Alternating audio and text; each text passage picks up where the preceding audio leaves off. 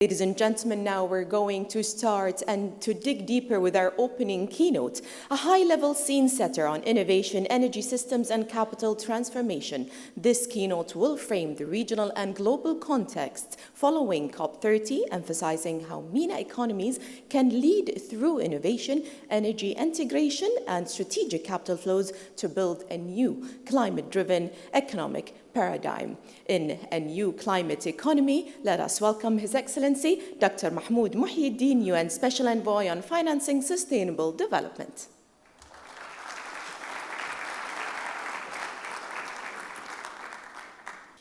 Assalamu alaikum wa rahmatullah, bismillah ar-Rahman ar-Rahim.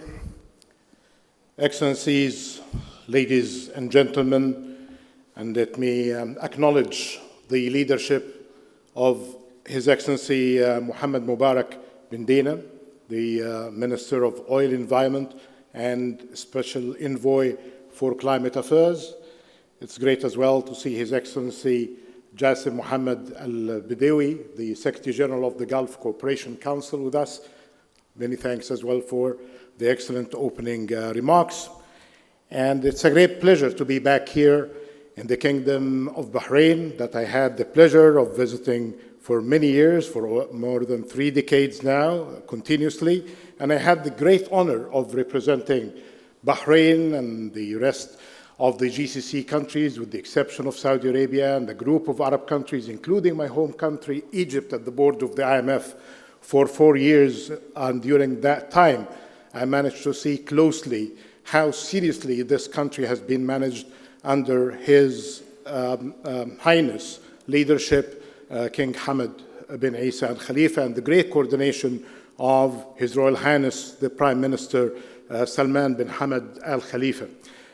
Right, so to address the topic of the day, and it's very brave, let me tell you, that issues related to climate change are being addressed at this kind of great enthusiasm and great partnership that I see in the audience, and the excellent organization in this program ahead of us, combining aspects of government policies, private sector involvement, and partnership from the civil society. It's not easy around the world these days to have this kind of discussion and the topic on sustainability and climate change, especially in some parts of the world, including where I live now in the United States. Reminded with my daughter when you wear this pin, the Sustainable Development Goals, you are calling sometimes for trouble. And if you are getting that with the glittering type, which is a rare type, as my colleagues from the UN would confirm, you are asking for more trouble. But actually, it's not an ideology. It's basically a way of life.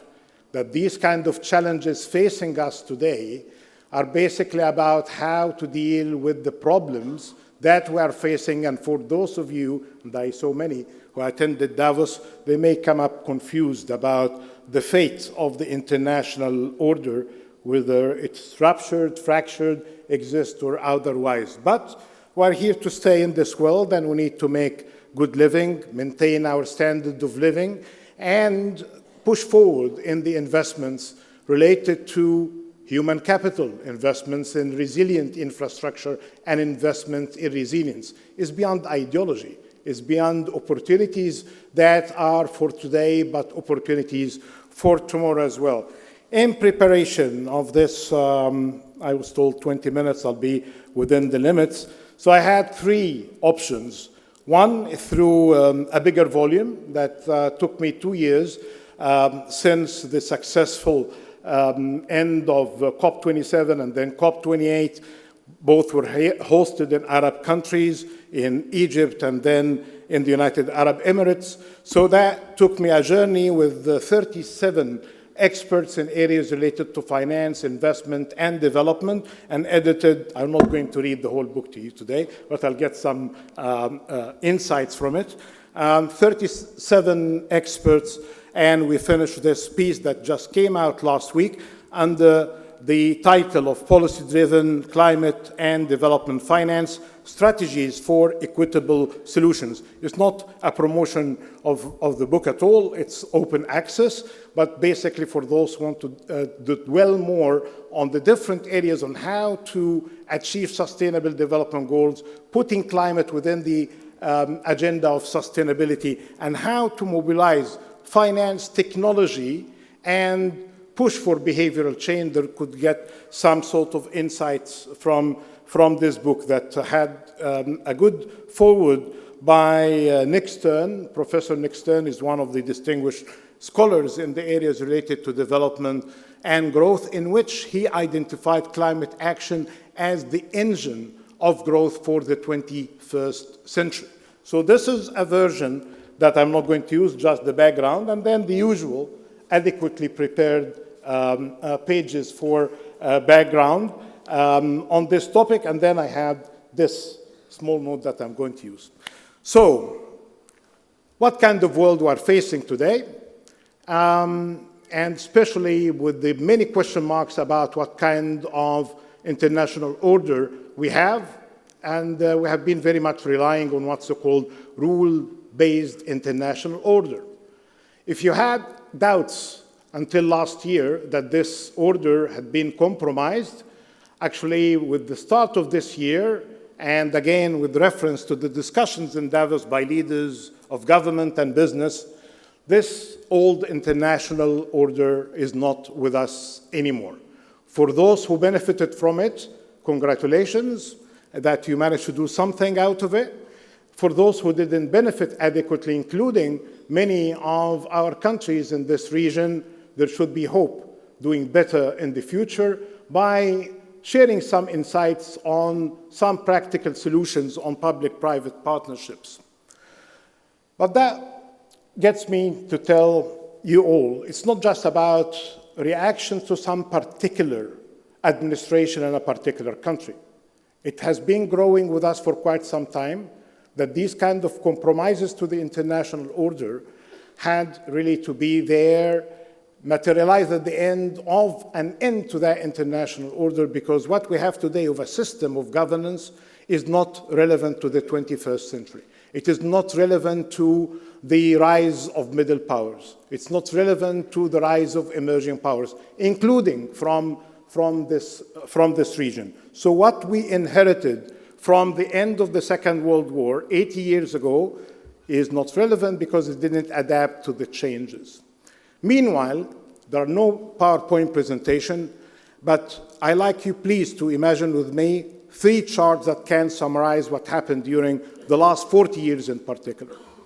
The first one, I refer to the good work of Danny Kwa, a professor of economics who used to be at the London School of Economics, now being very much convinced with the model that he developed in 2011, he moved to Singapore. The center of economic gravity after the Second World War was somewhere in the Atlantic between Europe and North America. Because of changes in investments, because of changes in growth, development profile, trade, higher developments in countries in the Eastern Hemisphere, including in China, the ASEAN country, India, and this part of the world here in the GCC, the center of economic gravity has been moving towards the east. Did the international order absorb that or not? You can tell us about that, but I think it didn't. Then another chart, please imagine it, because it has serious implications on trade and business, even in investments and logistics, and where exactly you should be sending your kids to schools and to higher education, as we're fascinated to send our children to study in Europe or the United States. And again, this issue of the center of economic gravity with another chart, if you were in doubt about the center of economic gravity of Danny Kwa, that was adopted recently by McKinsey, that other chart is developed by Branko Milanovic, another good economist, a good scholar. This is the elephant curve. Imagine an elephant, as all elephants, has a small tail, has a big body, and has a trunk. The small tail is telling us that the growth of the per capita income of the low-income groups had improved a bit. But at the tail of the elephant tells you it didn't really improve much. Then, at the body of the elephant, two big things happened. Two major curves in that body. A rising part of the body, this is the rise of the middle class of almost 2 billion people in China and India. Happy, flourishing with the growth that they have been enjoying, prospering during the last 40 years. And then, meanwhile, the other part of the elephant body is a declining part, which is basically the middle class in Europe and the United States. The middle class in Europe today are very much concerned about the prospects of the welfare state. That's why they have been voting with frustration about their systems and the sustainability of the welfare state. And the other part is basically about the American dream, which is in doubt in the United States. Frustrated middle classes, and they have their ways to show that in the elections. And then what happened to that trunk at the tip of that elephant is basically the extreme rise of the welfare and wealth of the top 1%. So this is an issue of inequality. So this is the second chart.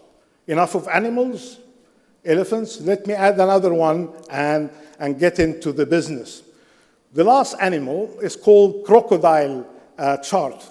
Imagine a crocodile with its mouth wide open like this, and then at the top of the mouth, you see really this share of corporates in global income. And the declining part of the curve is the bottom of that mouth is telling you that the share of labor had been declining during the last 35 years. So these three charts to tell you simply that the world is changing toward the east. There is a great deal of differences in the prospects of middle class, and there is a great deal of inequality. So whatever is happening today is a reflection of economic dynamics, is a reflection of the changes in the geopolitics and the geoeconomics. You will not be able to limit it to actions of one administration today in the United States. It could be a style, what I call the disruptive way of Mr. Trump in handling his business. But he didn't create new protectionist measures in trade. They have been with us for quite some time, since the global financial crisis in 2008. Restrictive measures of trade have been on the rise. The style is different, but the protectionist measure in 2024, more than 3,208 measures of restrictions had been introduced to the trade system. This was before Mr. Trump. So, protectionist measures are with us for quite some time. The international order that we inherited is not with us anymore, but we need really to move on. And that will have three solutions. One is reflected and embodied here with regional economic cooperation. And as I mentioned at the beginning, I was very much happy to see His Excellency, the Secretary General of the Gulf Cooperation Council. Through better regionalization, you can really solve many of the problems that we are missing today because of the collapse of the international order. And I admired the kind of progress in cooperation in the GCC countries during the last years. And I admired as well that the GCC is reaching out beyond its borders, including that we have recently with one of the booming regions, which is the ASEAN. There were summits of cooperation between the GCC and the ASEAN. The ASEAN that was created in 1967, with a great deal of differences between the member countries, from higher income countries to low income countries in different stages of development in a flat structure, emphasizing with pragmatism that nobody is trying to play a big brother, despite the fact that some of these countries are bigger and some of these countries are rich than others. But they managed really to have better cooperation among themselves. And I'm very happy to see this model of trade, investment, pragmatic approaches in education is giving many of us examples, including for the Arab countries that we had our own attempts for regional cooperation that goes back to earlier times in 1945. And I hope that one day we can reach the same level of trade amongst ourselves, of investments, and dealing with issues related to knowledge. But with the GCC, with reaching out through the GCC to the rest of the Arab countries and other countries in the region, to learning as well from better examples of cooperation around the world, I think there could be many good ways of dealing with the global challenge that we are seeing. It's not just in the GCC. Many of the regions are rediscovering themselves. The EU, after many challenges, is rediscovering itself. UK and the EU, post-Brexit, are opening new channels of cooperation. I'm very happy and proud as an Arab and African to see that the African Union is starting a new ways of business, including enhancing opportunities for the Pan-African trade and investment arrangements. So regionalism is with us, and that will give more opportunities. And the second level of action, which I see a great demonstration here in Bahrain, of great alignment of policies that you can really see even through unique choices. It's not really very much common to see the minister who is responsible for oil production, at the same time responsible for climate, and at the same time responsible for environment. This is a kind of coordination within the body of investment, because here we're not really after creating tensions. It's basically about alignments of policies, that the emissions need to be put under control through investment in technologies, that we need to mobilize finance for dealing with the emissions, that we need to mobilize finance to deal with adaptation, that we need to have better investments in technology, in R&D, and there are many advances coming through the investments in solar and other renewables, and there are technologies today for adaptation that are enabling us more than ever before to do better with a fraction of cost of the past. And of course, it's not just one ministry or group of ministries in one, but the coordination at the line ministries and coordination as well across the different departments, and also have local responsibilities. So this issue of national policies and alignment is a key today, mobilizing finance, technology, and pushing in behavioral change through investment in the incentives. So this is at the national level. And then there is another level, which is basically had been missed in countries, especially countries with bigger size and bigger population. That is basically about the impact of all of our policies at the local level. How to engage the civil society better, how to get those SDGs, the 17 goals with their 169 targets that unfortunately are not on track to be achieved by 2030.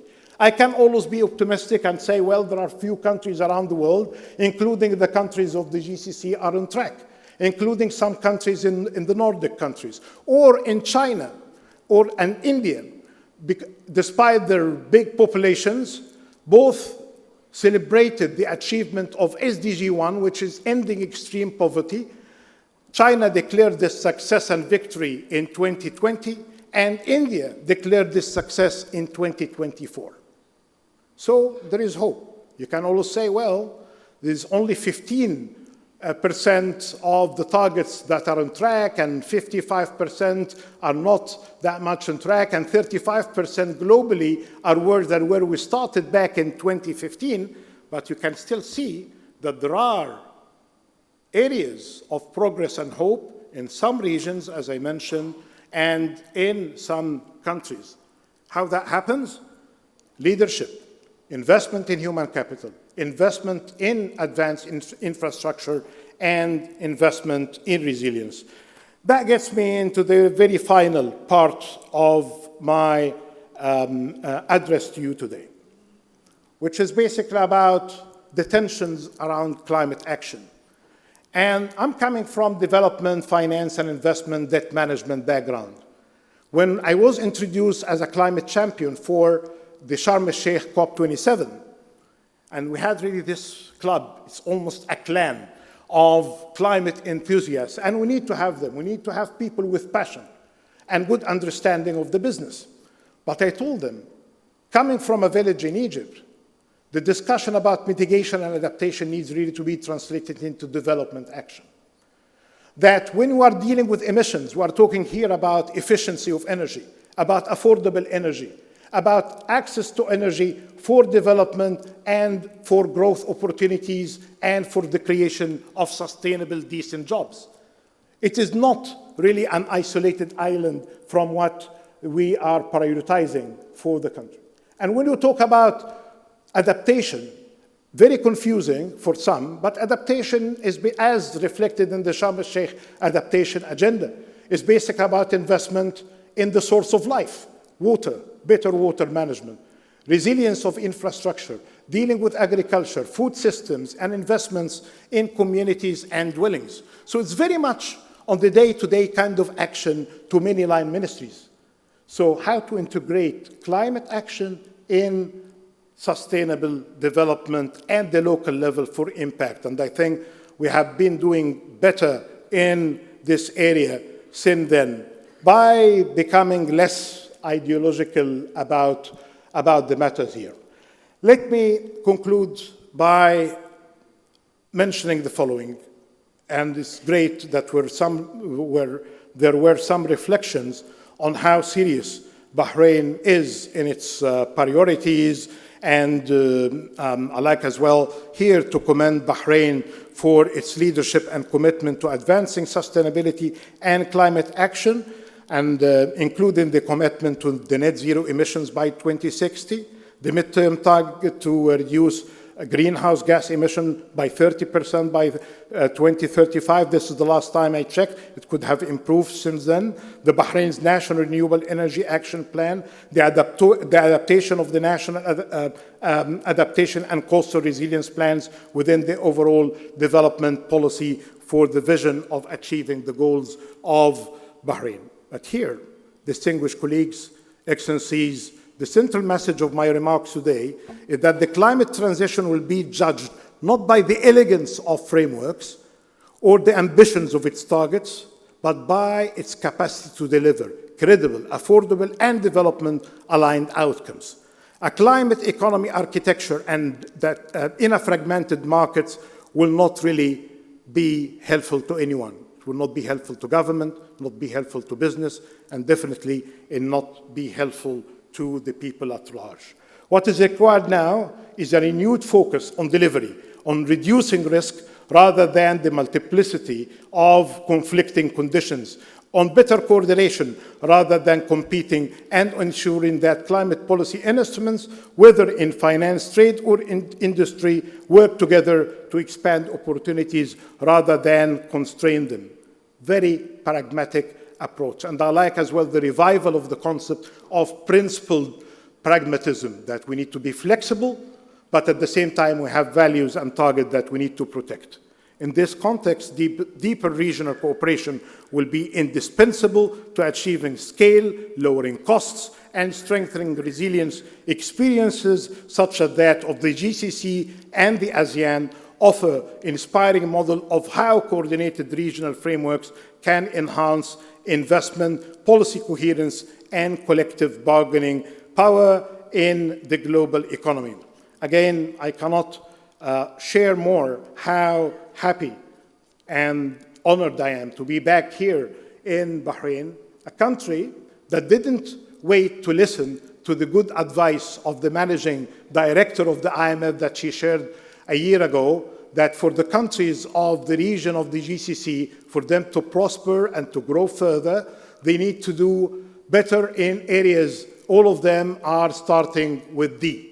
Diversification, and Bahrain started for good reasons that journey on diversification ahead of others, and I'm happy to see this kind of healthy competition between the different GCC countries, and I always coming from the finance background, listening to ministers of finance from this region, before they celebrate growth in the hydrocarbon sector, they emphasize the growth in the non-oil sector. And the other D is about digitalization and digital transformation. And again, Bahrain has a great deal of investment in this area, not just in the investment in digital infrastructure and AI and all of that, but the investment in human capital that brings ideas and brings innovative solution. What was the third D? It was about deregulation and hear about the areas related to improvement of the environment for public-private partnerships.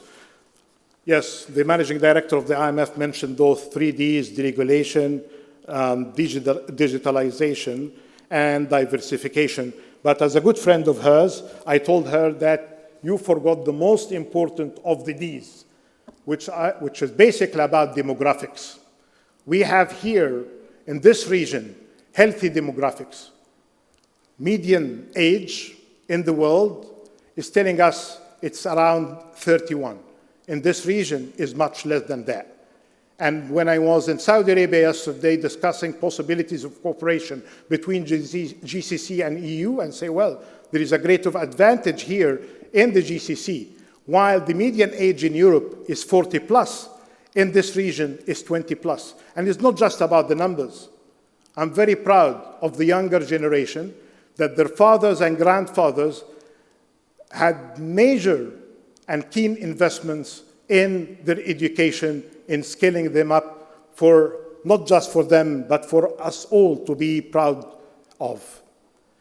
So, despite all of these challenges, despite the compromise in the international order, despite all of what we see around us, including variety of disruptions that I translate as morbicat, these disruptions are giving us opportunities through better cooperation, trust in the leadership, securing our borders, securing our lands, and investing more in what will be fruitful, not just for today, but for the future. And again, Bahrain is giving us great examples, practical examples for that all. God bless you all. Thank you so much.